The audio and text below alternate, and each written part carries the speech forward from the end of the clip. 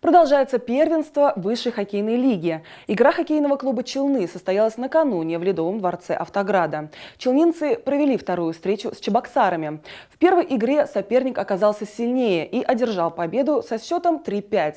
О том, как прошла очередная встреча, смотрите в следующем сюжете.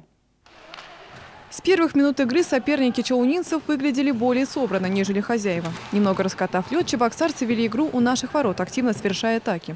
И даже выход челнинцев 1 на 1 с вратарем соперника в конце первого периода не смог исправить настрой гостей. Быстрее реализовать атаку получилось у чебоксаров. И на 16-й минуте встречи шайба все же оказалась в воротах Михаила Финагина. Во втором периоде команды обменялись по одной заброшенной шайбе. У челнинцев на 7-й минуте отличился нападающий Рафаэль Гараев. Однако долго радоваться челнинцам не пришлось. В конце периода шайба снова залетела в наши ворота. Соперники видно, что очень сильные, команда очень сыгранная. Хоть они играют первый сезон, но костяк команды у них остался. А что по нашей команде? Наша команда очень хорошо играет. Соперник очень хороший, чебоксары. Команда очень хорошая, опытная, игроки из многих клубов известных, из школ. Но надеемся все равно на победу челнов. Чебоксары, они молодцы, они очень так команда играют. Наша, каждый сам за себя вообще.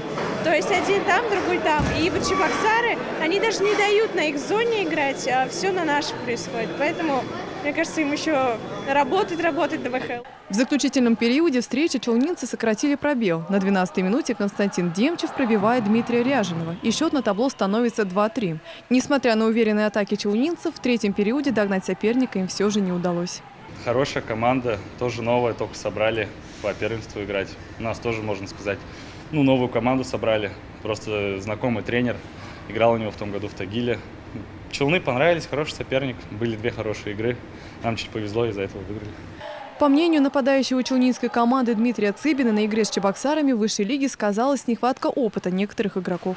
Не хватило, я думаю, немножко, когда первая игра была 3-0, немножко где-то самоуверенность пошла. А когда залетело 2 шайбы, у некоторых игроков пошел мандраж. И вот как-то так. Я думаю, сказывается нехватка опыта. Все-таки много молодых ребят, которые на взрослом уровне, в принципе, мало опыта имеют выступления. Встреча челнинских хоккеистов с чебоксарами завершилась со счетом 2-3 в пользу гостей. По итогам встречи хоккейный клуб «Челны» занимает последнюю позицию в турнирной таблице. А чебоксары смогли подняться на 2-е место, уступив лишь команде ЦСКА ВВС из Самары. Следующие игры хоккейного клуба «Челны» состоятся 27 и 28 сентября на выезде с командой «Алтай» из города Барнаул. Ксения Антонова, Екатерина Ботинкова и Валентин Красильников. Новости.